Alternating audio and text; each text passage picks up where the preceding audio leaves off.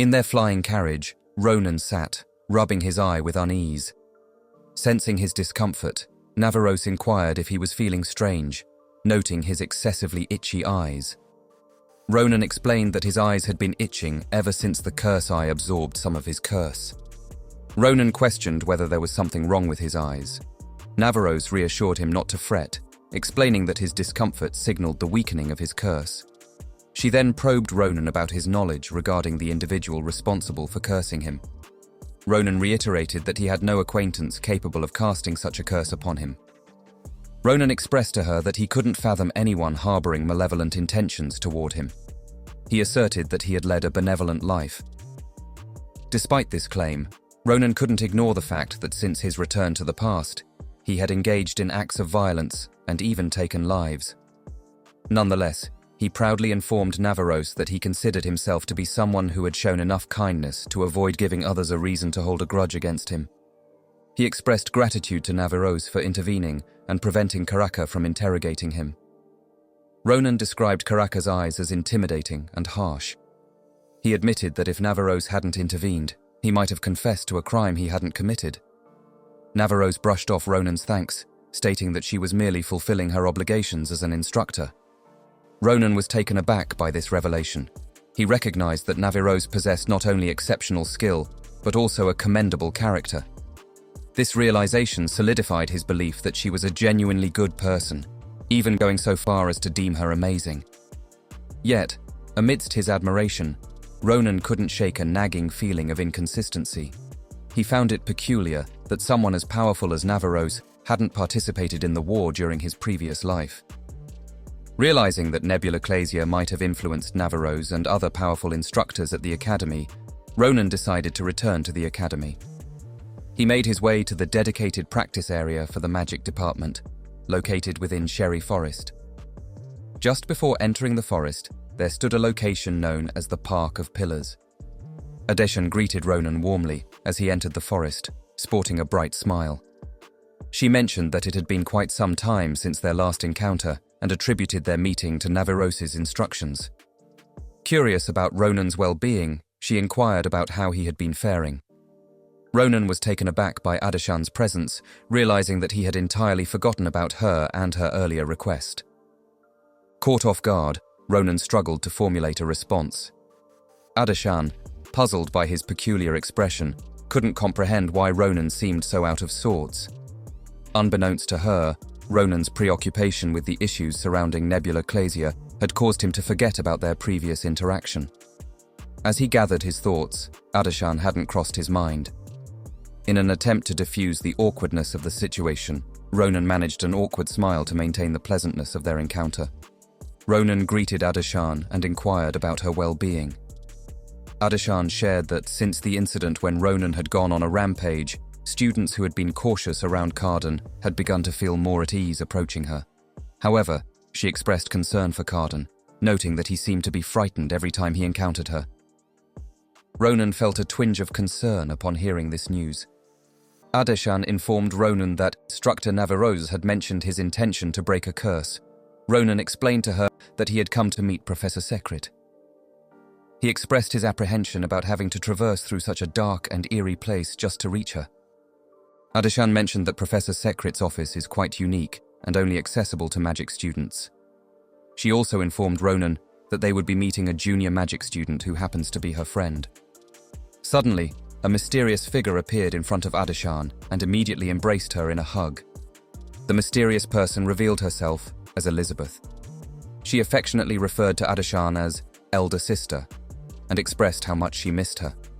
Adeshan reciprocated the sentiment. Ronan was surprised to see Elizabeth, recalling her as the proud girl who often talked about beasts and sheep. Adeshan apologized to Elizabeth for the interruption. Adeshan informed Elizabeth that something urgent had come up. In response, Elizabeth expressed her affection for Adeshan and assured her not to worry, encouraging her to call anytime she needed. Elizabeth then inquired about Adeshan's purpose for seeking Professor Secret. Noticing Ronan standing beside Adeshan, she seemed curious about his presence. Ronan was unsure how to respond to Elizabeth's reaction. Her astonishment at seeing him was palpable, leaving her at a loss for words. After collecting himself, Ronan greeted her and even used her nickname, which caught Elizabeth off guard. Her initial shock turned to anger, and she couldn't believe that Ronan was standing there before her. Elizabeth led Ronan through the forest until they reached the professor's office, which left Ronan surprised. He couldn't believe that the professor would reside in a cottage in the woods. The idea of a professor's office being located in the forest seemed unbelievable to him. He jokingly asked Elizabeth if she planned to bury him in the woods because of her earlier embarrassing behavior. Elizabeth scolded Ronan sharply upon hearing her nickname. She firmly instructed him not to call her by that name and to simply follow her. Ronan, taken aback by her reaction, observed the relationship between Adeshan and Elizabeth. Knowing Adeshan's background as a member of the Akalusian family in her previous life, their relationship didn't seem unusual to him. Elizabeth opened the door of the cottage, revealing an old woman inside. Ronan immediately assumed she was Professor Secret, but Elizabeth cautioned him against jumping to conclusions. She explained that there was one more stage left. Confused, Ronan followed Elizabeth as they approached the old woman. Elizabeth raised her hand, emitting a purple light. She instructed Ronan not to interfere with what was about to happen. Ronan, feeling uneasy, complied with her request. Elizabeth then recited a magical incantation, commanding something to open. However, nothing occurred despite her efforts. Confused, Ronan questioned Elizabeth about why nothing happened despite her spell. Suddenly, the old woman's mouth began to enlarge, her head morphing into a grotesque titan-like visage, as if about to devour them. Horrified, Ronan turned to Elizabeth, demanding an explanation for the terrifying transformation. Elizabeth urged Ronan to remain calm and follow her lead. Without warning, the old lady swallowed them whole. To Ronan's surprise, they found themselves in a spacious study. Elizabeth then welcomed Ronan to the office of Professor Secret, known as Separakio. Ronan was astonished by the size and grandeur of the real office. He couldn't fathom why the professor would choose such an unusual entrance. As Ronan looked around, he heard a woman's voice addressing him. She floated in midair behind him, asking if he was the disciple Navarros had promised to send. Ronan was taken aback by the voice and wanted to turn around to see who it was, but before he could, Professor Secret suddenly appeared in front of him. She examined his eyes and confirmed that Navarros had spoken the truth. Ronan was profoundly surprised to see her.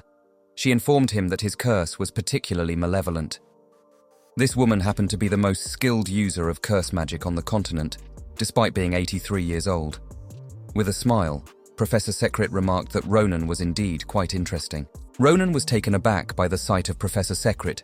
It was hard for him to reconcile the image of the little girl floating before him with that of a professor.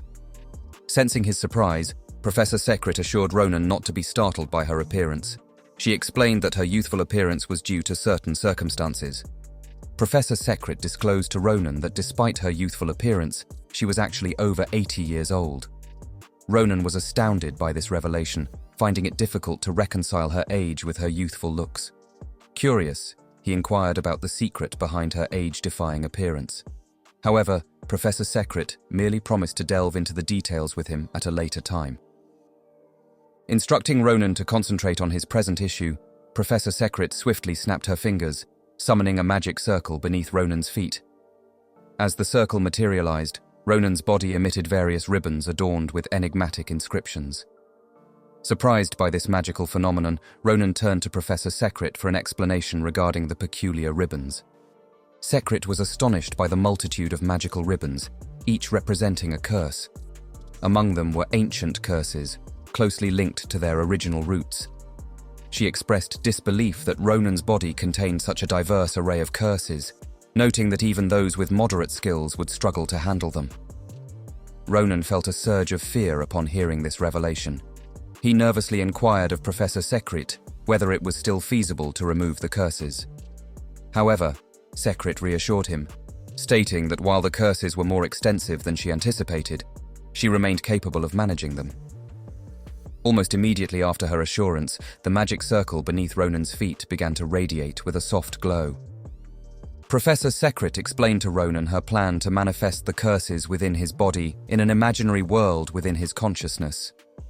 She instructed Ronan that his task would be to locate the root of the curse binding him and sever it.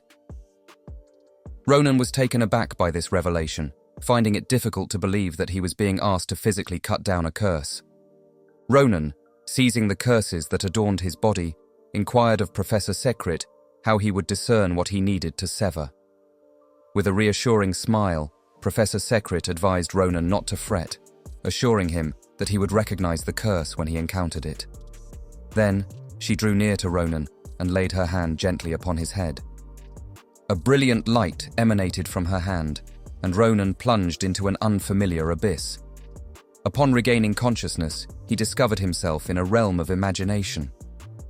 As he surveyed his surroundings, a startling sight greeted him: his own house. Bewildered, he pondered why his home had manifested in this surreal landscape. Could the source of his curse lie within its walls? As Ronan gazed at his house, a young girl strolled past him. She called out to her mother, announcing her return. Ronan was taken aback by the familiar voice. He was certain it belonged to his elder sister. The younger incarnation of Iriel dashed into the house, eager to see her baby brother nestled in his cradle. Her astonishment at Ronan's adorableness was evident. Turning to her mother, Iriel inquired why her little brother was always asleep.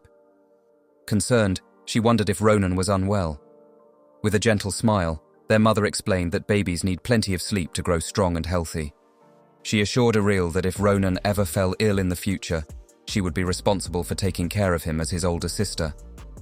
With a joyful expression, Iriel pledged to protect her little brother forever. Ronan was astonished by the scene unfolding before him. He realized it was a moment from his infancy. It was surreal to see himself as a baby in the cradle, taking in the love and care of his family. Ronan struggled to grasp the reality of witnessing his own infancy. He had always assumed he was born fully grown. Seeing himself as a baby was disorienting. As he pondered the surreal scene, a figure with a foreboding presence entered the house, casting a shadow over the tranquil moment. Ronan found himself immobilized by fear upon sensing the ominous energy emanating from the approaching figure. Despite his curiosity about the man's identity, Ronan remained powerless to move. Meanwhile, he observed Iriel and her mother warmly welcoming the stranger, their smiles belying any sense of apprehension. Despite their audible conversation, Ronan struggled to discern the words exchanged between the man and his family. The man expressed his desire to see Ronan to his mother, who welcomed the request with delight. She assumed the man was curious about Ronan's appearance, remarking that he bore a striking resemblance to the man. As the man's hand crackled with an enigmatic energy, he uttered words to Ronan's mother, the content of which remained unknown to Ronan. As soon as he spoke, he exerted his mysterious power upon her. Ronan's mother collapsed, unconscious. Iriel was taken aback by the sudden turn of events. Ronan was stunned by the unfolding scene. While Iriel cried out for her mother, the man approached her and employed his powers on her as well.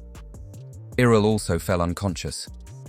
Ronan was filled with anger and confusion at the sight of his sister collapsing.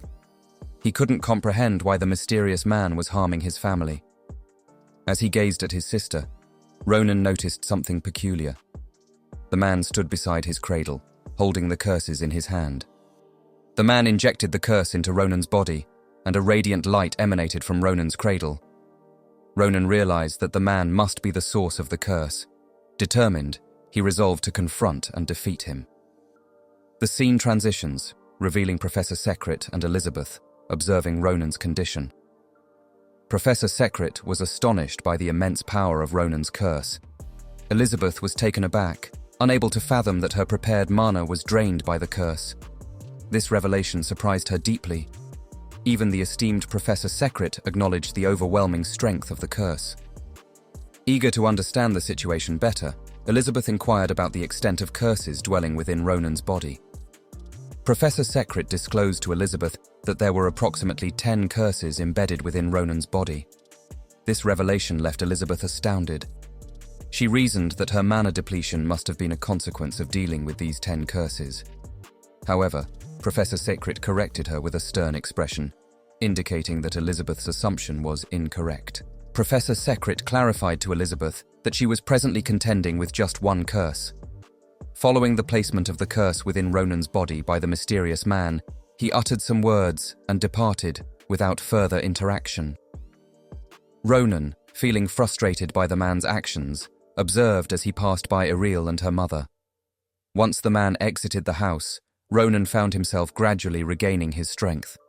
He rushed to his mother and sister, calling out their names anxiously, but received no response. Upon closer inspection, he realized they were simply sleeping. Taking a deep breath to calm himself, he acknowledged that his family was safe for now. With a determined resolve, he understood that his primary objective in this imaginary realm was to confront and defeat the mysterious man. With a fierce expression, he shattered his door and dashed outside. Once there, he noticed the mysterious man standing nearby. Confronting him with determination, he inquired if the man had been waiting for him. Locking eyes with the man, Ronan demanded to know if he had any purpose in seeking him out.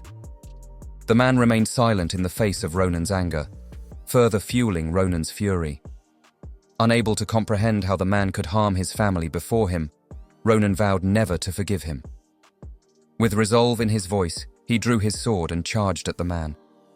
But as Ronan closed in, the man unleashed his enigmatic power. The man swiftly conjured a sword of his own, intercepting Ronan's assault. Ronan was astonished by the man's skill in parrying his strikes.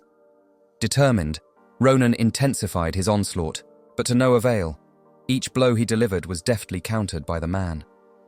Ronan found himself bewildered by the realization that a mere curse possessed such formidable combat prowess. Even more astonishing was the curse's dominance over him in combat. With each strike, the man inflicted wounds upon Ronan, steadily weakening him. Finally, delivering a devastating blow, the man's sword dealt a severe injury to Ronan, causing him to collapse to the ground in agony. Ronan found himself in disbelief. His sword failed to make contact with the man's skin, leaving him defenseless. Observing that the man refrained from delivering a fatal blow, Ronan concluded that the man lacked the ability to kill him.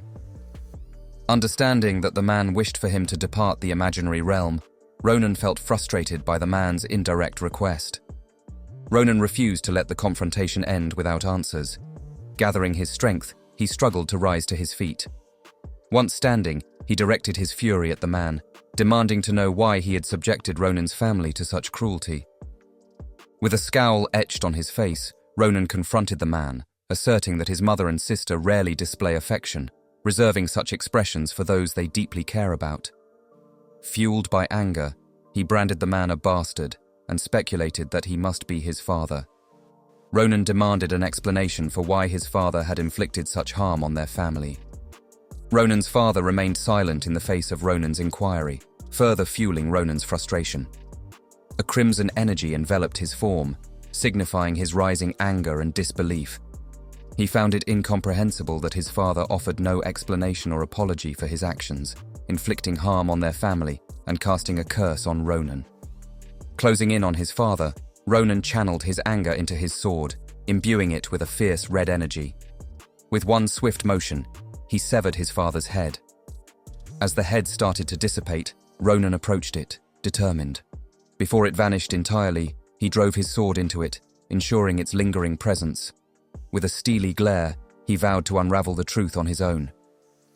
Commanding his father to leave his body, Ronan watched as the remains vanished.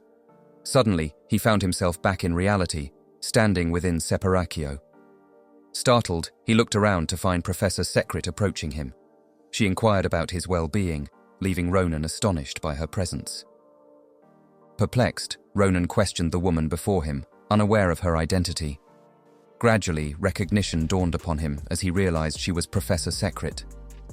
Bewildered by her sudden transformation, Ronan voiced his concerns, wondering if his presence had caused her to age rapidly. Professor Secret smiled warmly in response to Ronan's inquiries. She reassured him that her current state wasn't a consequence of his presence. Then she posed a question to Ronan, asking if he sensed any changes within himself. Ronan, having always recognized Professor Secret's uniqueness, now discerned an even greater depth to her abilities as he observed her mana. Professor Secret was pleased to see that Ronan could perceive her mana, confirming the success of her plan. They settled in to discuss Ronan's experience in the imaginary world. As Ronan recounted his ordeal, Professor Secret listened intently, surprised by the revelation that the curse stemmed from a deeply buried memory, unknown even to Ronan.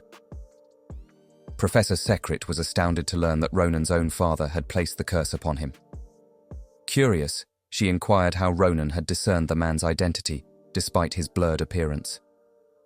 Ronan explained that he recognized his father through the reactions of his mother and sister, which hinted at a familial connection. Their conversation continued as Ronan elaborated further. Ronan experienced an unsettling sensation when the man laid his hands on his family, something entirely unfamiliar to him.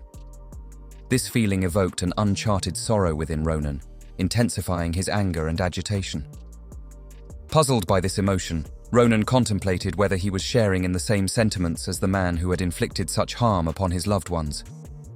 Professor Secret inquired whether Ronan had any recollections of his parents. Ronan admitted that he did not possess any memories of them. What puzzled him even more was the lack of curiosity he and his sister had displayed about their missing parental figures.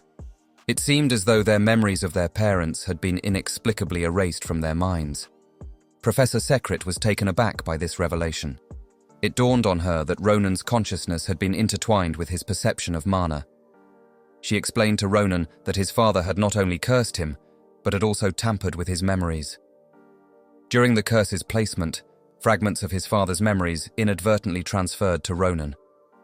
Professor Secret illuminated Ronan about the inherent risks of memory-related magic spells, highlighting their potential side effects. She explained that Ronan's imaginary world was a manifestation of his memories, a natural consequence of the curse's influence. Furthermore, she clarified that Ronan's newfound ability to wield mana stemmed from his enhanced perception of it.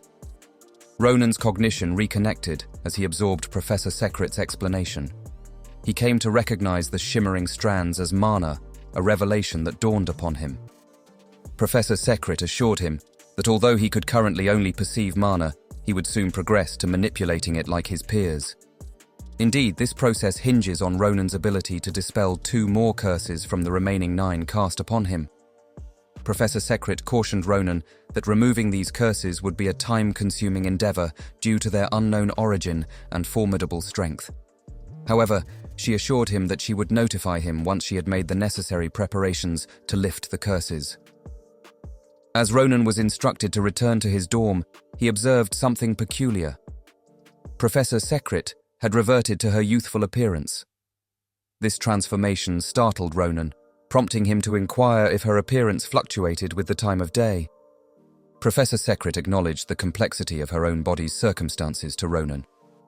She recognized that the experiences Ronan had witnessed in his imaginary world were substantial for any student to endure. Advising him to safeguard his mental well-being, she encouraged Ronan not to let his past define him, emphasizing the importance of cherishing the days ahead. Ronan appreciated Professor Secret's guidance, rising from his seat and bowing respectfully to his professor. Expressing his gratitude, he entrusted himself to her care. Meanwhile, elsewhere, a man observed the towering crystal giant beneath the Grand Cappadocia.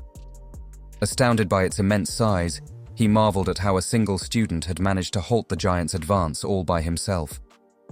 As the man gazed at the giant, his subordinate, named Dolan, approached to report on the progress of the forge's restoration.